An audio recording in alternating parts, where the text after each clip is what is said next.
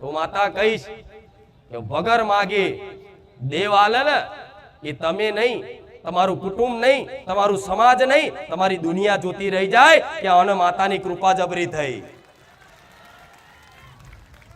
આજે નવા આયેલા હોય એમને દરેકને કહીશ કે મારું પ્રવચન ચાલતું હોય તો ઊભું થવાની મનાઈ છે. એનું કારણ છે કે જો ના બેહાતું હોય તો પહેલેથી જ બહાર બેહી જવાનું. તમારા લીધે બીજા ડિસ્ટર્બ થાય, મન મેલેડી નહીં પોહાય. આ મનુષ્યની અજ્ઞાનતા, આટલું સત્સંગ રૂપી અમૃત મળતું હોય, અમૃત, અને એને ઠુકરાઈ શું ગોડાઓ, શું કહું, ચોથી સુખી થશો તમે. જે હોંભરવાનું છે એ નહીં સંભળાતું, એમાં મન નહીં લાગતું. હમણાં ટોકીઝમાં પિક્ચર જોવા જ્યાં હોય ને તો આંખો ફાડીને જોઈ રહેશે.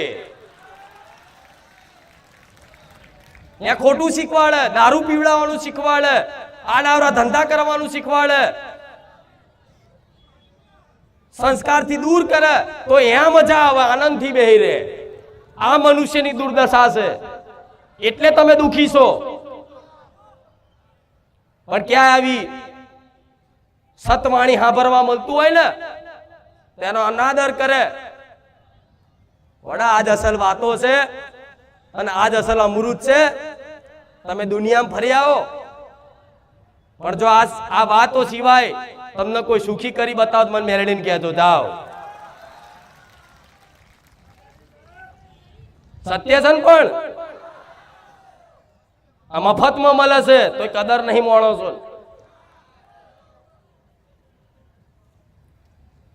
તમારા જેવા દુખિયારાઓને, ગરીબ જે ભાવિક ભક્તો છે જે ગામડા વિસ્તારોમાંથી આવે છે, એ વર્ષોથી તમારા બાપ દાદાની ચાલી આવેલી પરંપરાઓ બસ પકડી રાખી, એક ડર ના મારે જે ચાલતું હતું એ ચલાય રાખ્યું, ડર ના મારે કે મારા બાપ દાદા આવું કરતા હતા તો આપણે આવું કરવું જ પડે. જો નહીં કરીએ તો માતા મારશે, માતા નડશે. બાપ દાદા બકરો હાલતા હતા તો આપણે હાલવો પડશે. લખન મેલડી નડશે. બાપ દાદા દારૂ હાલતા હતા તો આપણે હાલવો પડશે. મેલડી નડશે. કોકે કરી નાખ્યું છે, કોકે મૂઠ મારી છે, કઈક ધંધો હરકો ના ચાલે એટલે તરત દોણા જોવડાવા, કોઈક બીમાર પડ્યું એટલે તરત ચોક જોવડાવા. આ બધામાંથી બહાર કાઢી અને તમારી કુળદેવીની સાચી ભક્તિ પ્રદાન કરાઈ અને તમને કાયમ માટે સુખી કરવા બેઠીશું. પણ આજના મનુષ્યની દુર્દશા જો,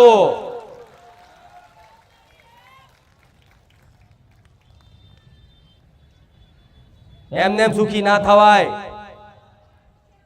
અને એવી આશા રાખતા હોય ને કે મારી આશીર્વાદ આલ દો, સુખી કર દો કાયમ માટે, તો મારા આશીર્વાદમાં, મારા હાથમાં કોઈ એવું જાદુ નહીં. હું જાહેરમાં કહું છું, એવું કોઈ મારા જાદુ નહીં કે હાથ મેલું બધા દુઃખ જતા રહ્યા.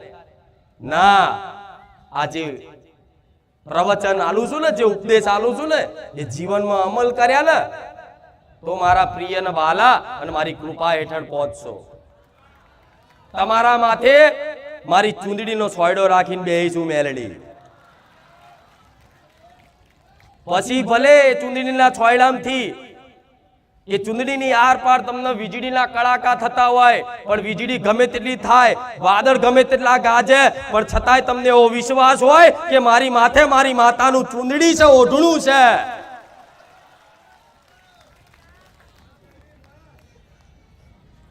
એવા છે ને દુઃખના પહાડ ને તમારા જીવનમાં તૂટી પડ્યા છે. જાઓ, લઈ આવો આશરો સંસારનો, લઈ આવો તમારો કુટુંબનો આશરો. તમારા સમાજને અમારું દુઃખ મટાડી દે. અરે દુખી થશો ને તો હગો ભાઈ પૂછવા નહીં આવે, હગો બાપ નહીં પૂછે. હગી માય તે દુખી થશે પણ એ તમારું દુઃખ નહીં દૂર કરી શકે. એ તો મારા જેવું ધર્મ હશે ને એ જ તમને કાયમ માટે સુખી કરી શકશે. નહીં તો આ સંસારમાં ફરો, ભીખ માગો, ભીખ નહીં હાલ. આજની દુનિયા એવી છે. કદાચ તમારી દરિદ્રતા, તમારી ગરીબી એવી, તમારી મજબૂરી એવી છે, કદાચ ભીખ માગવાનો દાડો આવે, હું માતા તો એવી ઈચ્છું છું કે મારા ધામમાં બેઠેલા મને જેટલા માણસ છે એના ભગવાન ક્યારેય તે એના ઘેર અન્નનો દોણો અને ધન ક્યારેય ખૂટવા ના દે એવી કામના કરું. પણ એક દાખલો આલું છું, કદાચ કોઈ કર્મો અનુસાર, પ્રારબ્ધ અનુસાર, વિધિના લેખ અનુસાર કદાચ ગરીબી હોય અને કદી ભીખ માંગવાનું કદાચ સમય આવ્યો હોય તો આજની દુનિયા એવી છે, કદાચ કોઈ ભીખ માંગે ને હાથ બાબો કે મારે ખાવું છે તો એને તે ભીખ તો આલે, 5 રૂપિયા 10 રૂપિયા તો આલે, પણ જોડે સલાહ આલે, સોની મોની કોમ ધંધો કર, તાલાવ તો ચેટલો ઠપકો આલે, જોડે ફોટો પડાઈને બતાવ, બધું ચેટલું. પણ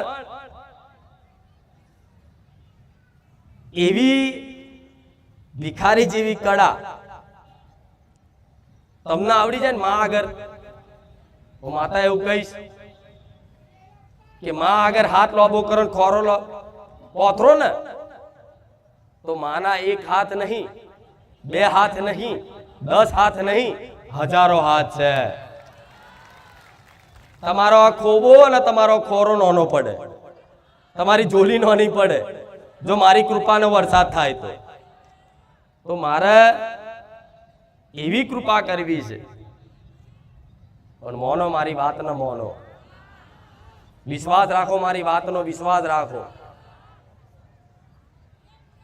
પેલા રવિવારે કીધું તું, નાના પેલા રવિવારે કીધું તું મારે તમારી જોડે કશું જોતું નહીં, બસ મને રાજી રાખવી અને મને પ્રસન્ન કરવી, ભલે કશું નહીં લાવો, ફૂલ હાર ચુંદડી પેડા અગરબત્તી કશું જ નહીં લાવો, પણ મારી વાત જેણે જેણે મોની લીધી અને 100 વાતોમાંથી 10 વાતો ખાલી અમલ કરવાની કોશિશ કરીને જીવનમાં એ મન જીતી શકશે. અગર મારા કહેવાથી તમે તમારા જીવનમાં પરિવર્તન લાયા છો તો ચિંતા ના કરતા, ભગવાનની તમારી કુળદેવીની કૃપાથી તો અહીં આયા છો, પણ મારી કૃપા હેઠળ છો. ભલે કામ થાય ના થાય, તમારી અરજી પૂરી થાય ના થાય, કોઈ કદાચ અરજી હોય અને પૂરી ના થતી હોય તો એવું માની લેવાનું કે માં અમારા ગુના ને અમારા કર્મો એવા હશે કે માં અમારા કર્મોનું દુઃખ છે, પણ તારામાં કોઈ ખામી નહીં, તારામાં કોઈ દોષ નહીં, અમને તારી પર વિશ્વાસ છે. કેમ કે આ કર્મ ભૂમિ છે, જેવું અહીં બીજ વાવો એવું વૃક્ષ થાય ને એવું ફળ આવો. આ કહેવત દરેકે સાંભળ્યું છે.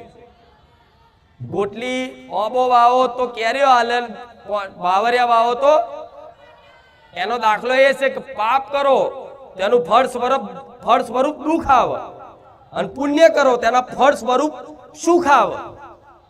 એટલે તો જો અમુક મહિનો સુખી રહે પછી પાછું કંઈક દુઃખ આવે, પાછું સુખી રહે પછી પાછું કંઈક નું કંઈક દુઃખ આવે.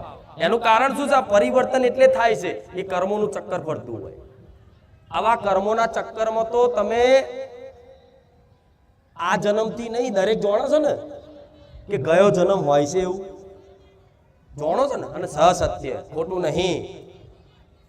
એનો એક દાખલો જીવતો જાગતો આલું કે ગયો જન્મ હોય છે, પૂર્વ જન્મ હોય છે.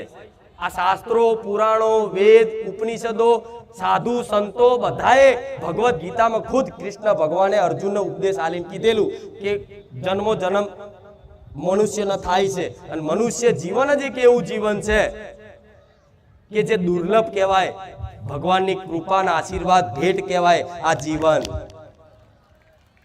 આટલા બધા ચક્કરમાંથી જ પશુ પક્ષીની બધાની યોનિથી